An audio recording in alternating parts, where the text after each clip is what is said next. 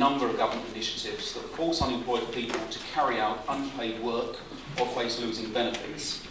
We now have various workfare schemes such as the Work Programme, Help to Work, Mandatory Work Activity and many more. These schemes are used by businesses and charities, and even local authorities are able to sign up and take workfare placements. I say that this council should say loudly and clearly that we will not take any workfare placements and that we'll call on our partners to pledge to do the same.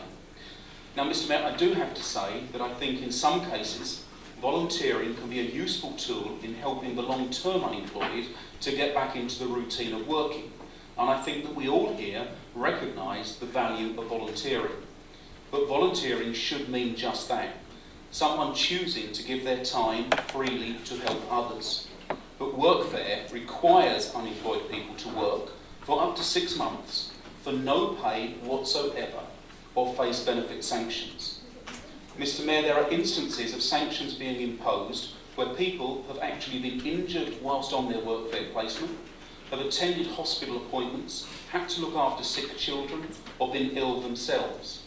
And sanctioning of benefit claimants has massively increased under the coalition government, with almost 900,000 people sanctioned in the year to September 13, the highest figure for any 12-month period since job seekers' allowance was first introduced in 1996.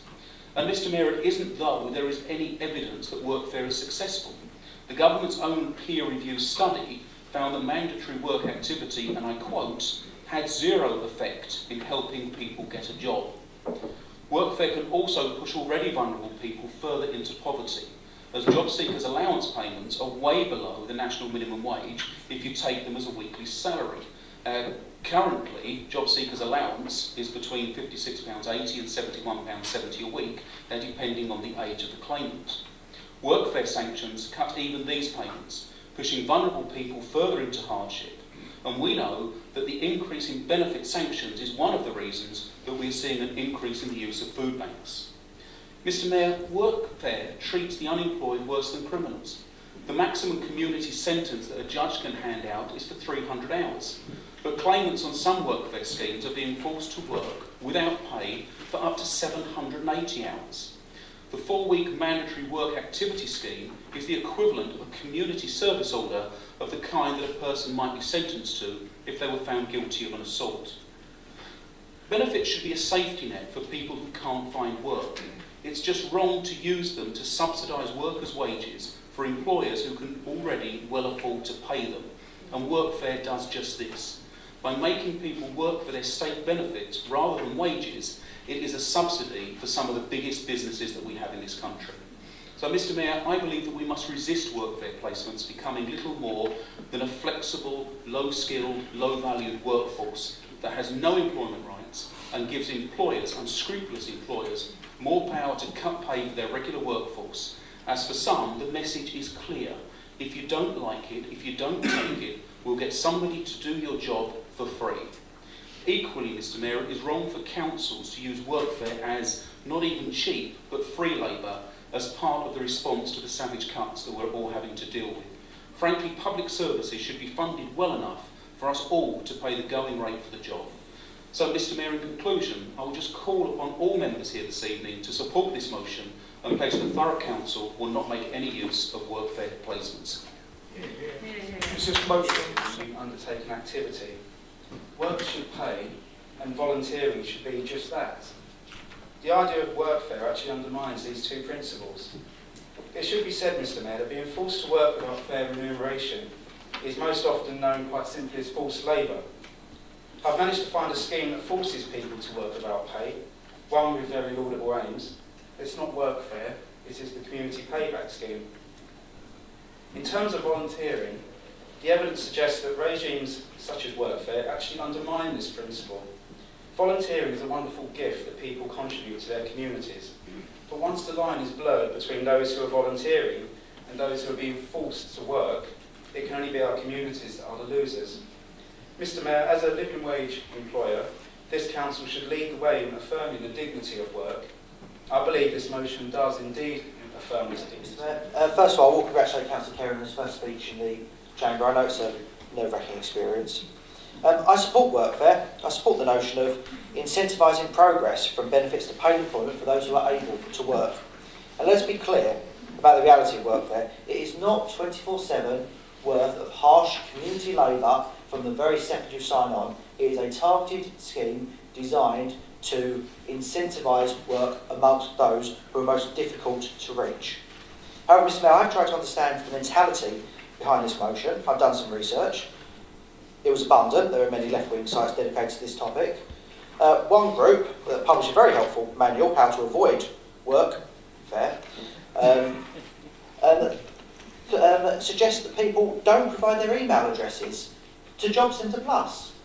I'm not entirely sure how Job Centre Plus meant to help them. They suggest that they boycott companies that use Workfare, nasty organisations like the NSPCA. And they even suggest that people find ethical reasons to avoid Workfare. Avoiding Workfare is not acceptable. And I did find another fine publication online, this one from Unite the Union. The first thing that caught my eye was a poster saying, "Stop forced labour." Well, monetary benefit in exchange for work sounds like employment to me, but that's by the by. The key thing that caught my eye about the Unite website was the local authority pledge that was shockingly identical to the motion in front of us this evening. And I use that word, identical. It was copied. Not only do the unions elect that party's leader, finance its candidates, it now writes its policies for it. Mr Mayor, one thing I found even more fascinating on the Unite website, there were a list of boroughs that have abolished Workfare. One of them was our fine socialist chums in Barking and Dagenham. And let's hear some facts about Barking and Dagenham. Let's hear some facts about Barking and Dagenham. Long-term unemployment stands at 42%. Those between 16 and 64 who have never worked has increased by 218% in the last 10 years. 1 in 10 households with dependent children have no adults in employment. And they banned Workfare. They thought that was an appropriate response. And before anyone asks me what nasty right-wing benefit bashing document I've taken this from, I've taken it from the Labour Barking Dagenham Community Strategy 2013. This is an assessment of their own problem that they think Workfare is not an appropriate response to. Mr Mayor, I oppose this motion because I oppose anything that can see Thurrock's economic future blighted by any sort of practices such as the ones in Barking and Dagenham. This is a union-sponsored motion because there's an election coming up and the party opposite wants their paymasters to be happy. It's been said before and will be said again. This motion is here because the unions own the party opposite, lock, stock and block vote. 41 years. I wonder how many years you've worked for. Anyway, I will be supporting this motion for the following reasons. Research undertaken by the Centre for Regional Economic and Social Research for the Department for Work and Pensions found that there's little evidence that Workfare programmes increase the likelihood of finding paid work and could instead reduce the prospect of finding paid employment by limiting the time available for job search and by failing to provide the skills valued by employers. I am particularly concerned that paying people below the minimum working wage is effectively subsidising firms such as Asda, Primark, Boots, McDonald's. Tesco advertised for workers in exchange for expenses and job seekers' allowance. After this was highlighted by users of Facebook and Twitter, they quickly said it was a mistake. I believe that this scheme not only exploits the unemployed, but it also narrows the job market. I therefore will... There for the unemployed who need that extra help to try and get back into work. So instead of using this motion to call an end to the scheme or schemes, all Labour want to do is withdraw the chance for those who are experiencing long-term problems to get back into work, the opportunity to learn local government skills and indeed not be exploited, as was said earlier. To make it worse, they're asking a huge number of partners and contractors of the council to do the same. This could deny people the chance of securing training and work in areas such as construction, gas maintenance, the arts, highways, or an endless diverse list of employment opportunities. And that's just terrible. What this motion will actually do is make it even harder for those who fall into long-term worklessness to obtain training and experience in a wide variety of employment types. It will put them at further risk of not finding a placement so therefore putting at risk their benefits. So it's not just a kick in the teeth, but a veritable assault on those who are trying their hardest to get back into work. Now we know that not everybody who get into these schemes are trying to get them back to work, but a lot are. Now we've heard a lot tonight about if this was a community service for assault, they would only have to work half as much. Well, my answer to that is increase the amount of community service that people get for assault, rather than trying to put two things that are completely opposite. People trying to get into work and people paying back the community for assaulting people or committing crimes.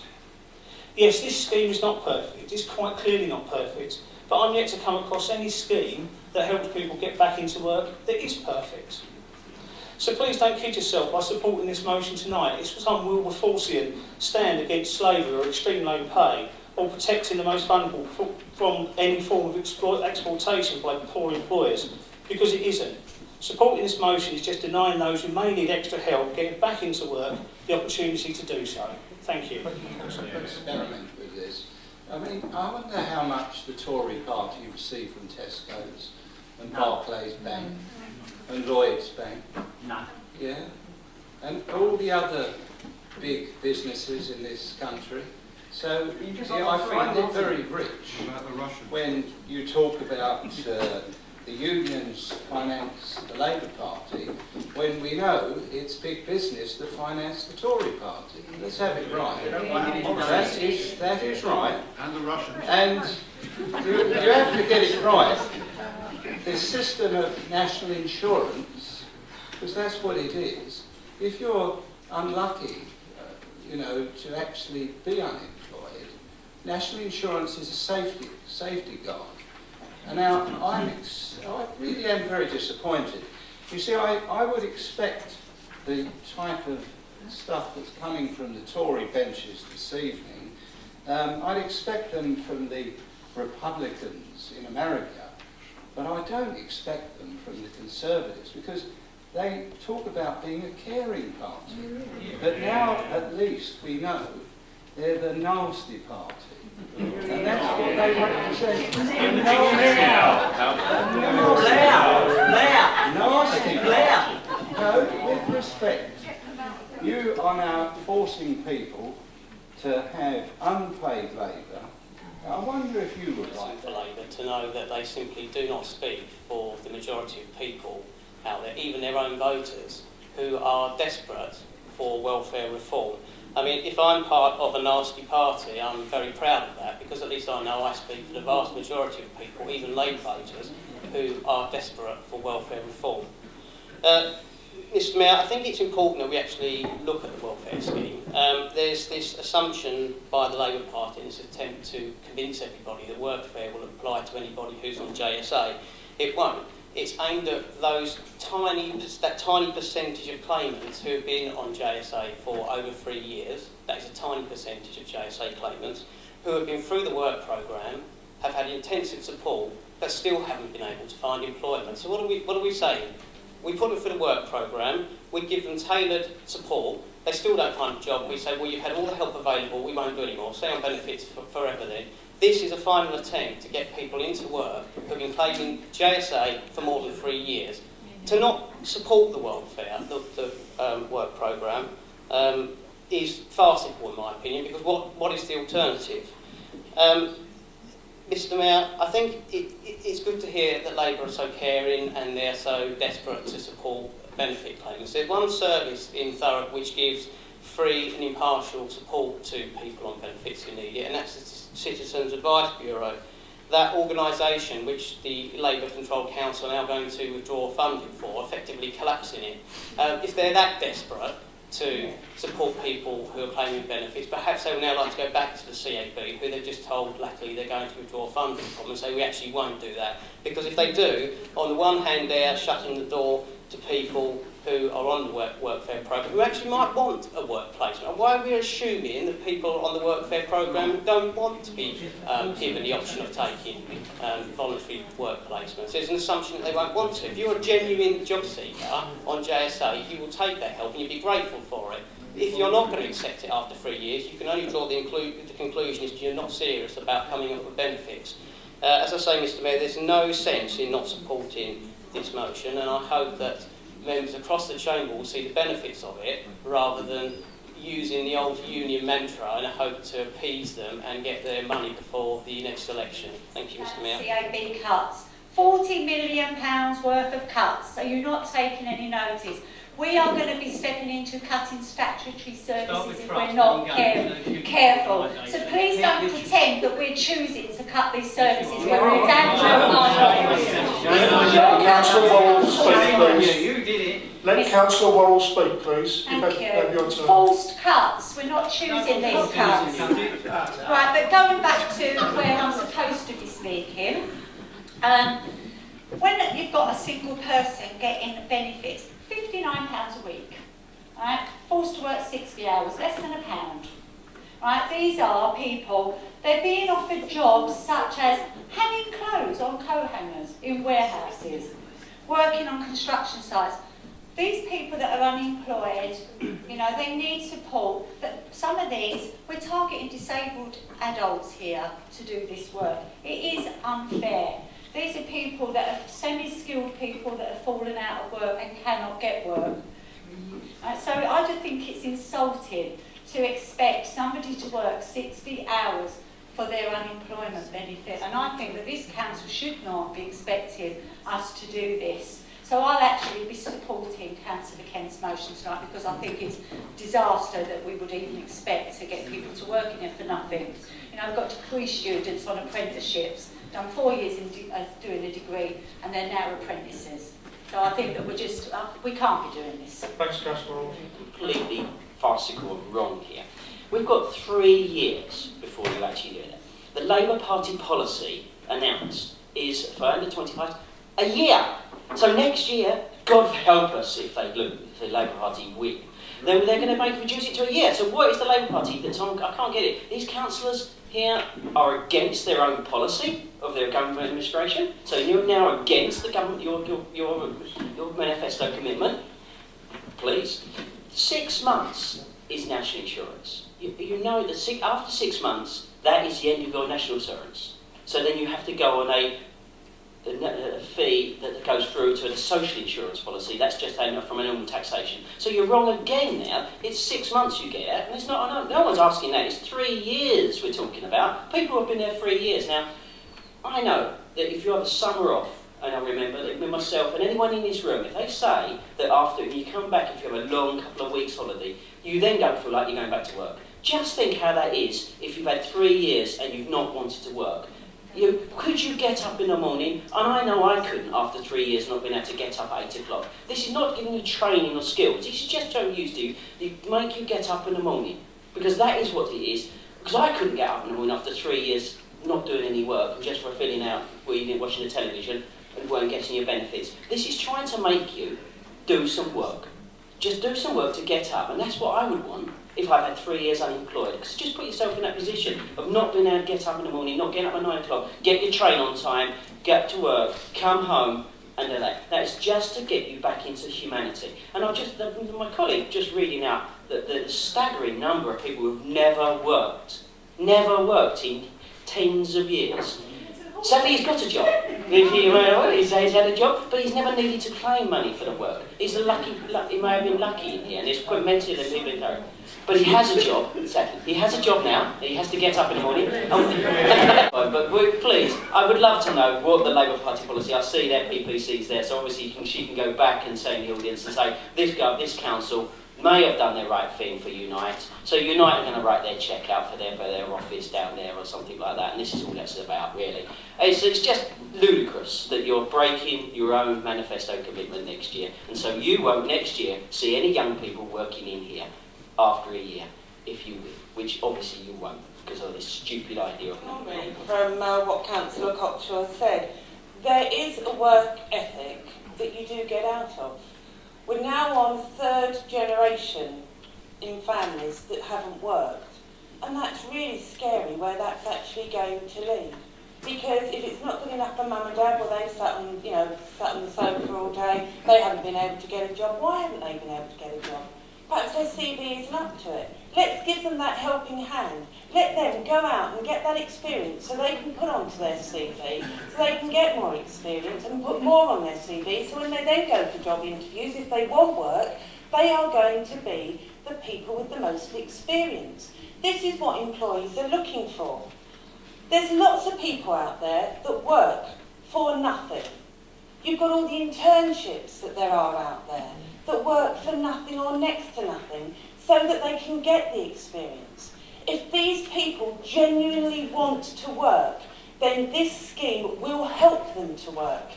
I'm sorry, there are so many residents out there that say, I'm fed up of seeing these people claiming benefits just to sit on their backsides. If they are genuinely claiming benefits to sit on their backside, this scheme will sort that out. And I'm sorry, but I don't want to have to pay my taxes for people who genuinely don't want to work.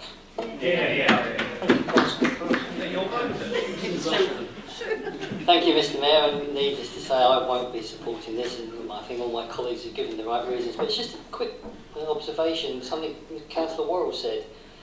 I think this motion says, this council therefore pledges not to use any workforce placements. Can you tell me how many contracts we have here for 60 hours a week? Generally the programme, rather than, the council programme. I was just saying that this is what people are being forced to work for. 60 hours, hanging clothes on coat hangers is not helping someone back into work. 30 hours. We should be talking about the motion, Mr. Mayor, sorry, thank you. I just said, I thought we were talking about this particular motion, which says about not having it here in this council. We don't have 60-hour contracts. Concerns me most is where this starts to undermine the pay of workers across the country, particularly those in low-skilled and manual jobs. Now, I can very well imagine a slippery slope where more and more properly paid roles are getting snatched from workers in Thurrock.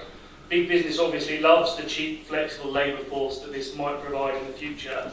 To those that say this isn't a slippery slope, I think ask yourself how many times there are people out there arguing that we should give more generous rather than less generous terms to people seeking work recently, and you'll find there aren't many occasions of that. But I think, Mr. Mayor, that this is something that's going to come back to bite us. Imagine, if you will, one of your residents coming to you, telling you that they've been told that there are no roles for them at reasonable wages that they can find. They want to work locally in shops or local businesses, but all they're being told is actually we're just taking work for their placements. Mr. Mayor, I don't want us to be telling our residents that the reason that they're being turned away from those roles is because of us, and I think we should think very carefully about where this kind of thing leads to Thurrock. Thank you. Thank you. Councillor Redson. Thank you, Mr. Mayor.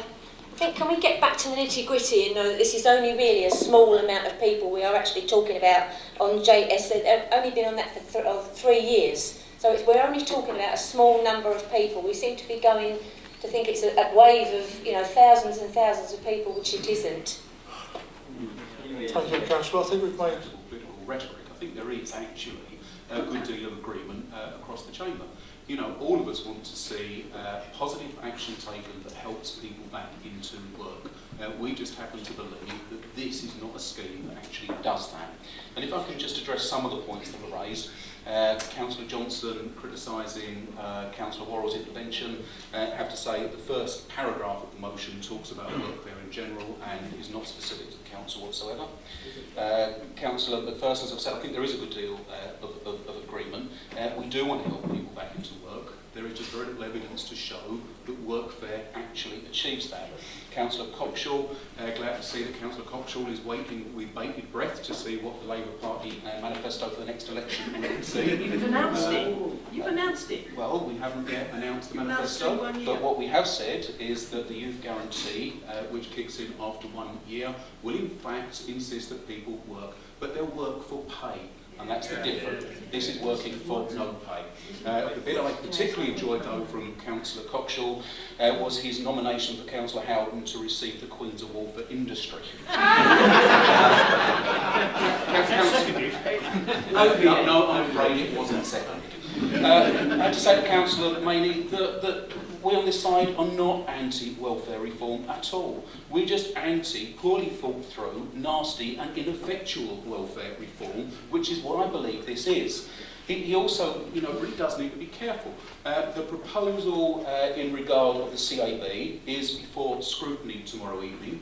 I certainly, as a member of Cabinet, haven't predetermined the outcome of that, and I think he shouldn't either. Councillor Gledhill, I have to say that when it comes to Workfare, on not employing people on Workfare, we're not denying anybody any training opportunities. There is no evidence whatsoever anywhere to suggest that anybody who's on a Workfare placement is getting any sort of training whatsoever. And it's not just about being anti-low pay, as he said, it's about being anti-no pay. That's the difference. And finally, Councillor Howden. No surprise at all that Councillor Howden and his colleagues disagree with the motion. No surprise whatsoever that Councillor Howden and many of his colleagues have kind of raised a bit about Unite funding the Labour Party. But there is no secret about that.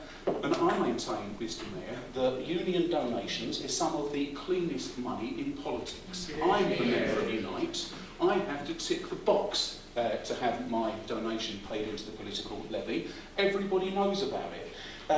Not everybody knows that Thurrock Conservatives are, for instance, funded by Industrial Chemicals Group. I'm afraid if you look at the Electoral Commission website, as I did just this afternoon, you will see donations from Industrial Chemicals, which I don't see Conservative members of Planning Committee declaring when planning applications come up. We see donations from Lord Harris, and we don't hear Conservative members when they're promoting Harris Academies mentioning that they're funded, and we see donations from the Barnes Holding Corporation. At least for the Labour Party, everybody knows where our funding comes from. Mr Mayor, I will stop there, ask that we put it to the vote, and I would ask for a requisition vote, please. Yeah. Thank you, Councillor Kent. We'll take a requisition vote.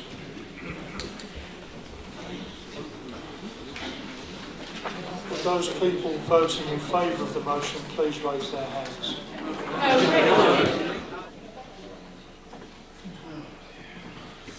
The motion is carried.